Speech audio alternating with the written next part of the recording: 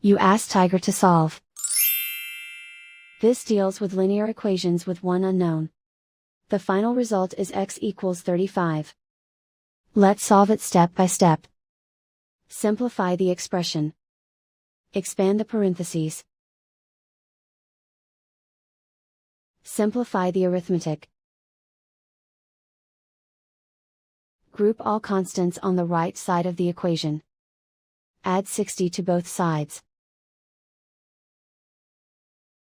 Simplify the arithmetic.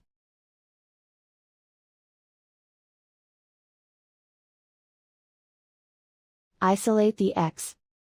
Divide both sides by 2. Simplify the fraction. Find the greatest common factor of the numerator and denominator. Factor out and cancel the greatest common factor. And so the final result is x equals 35.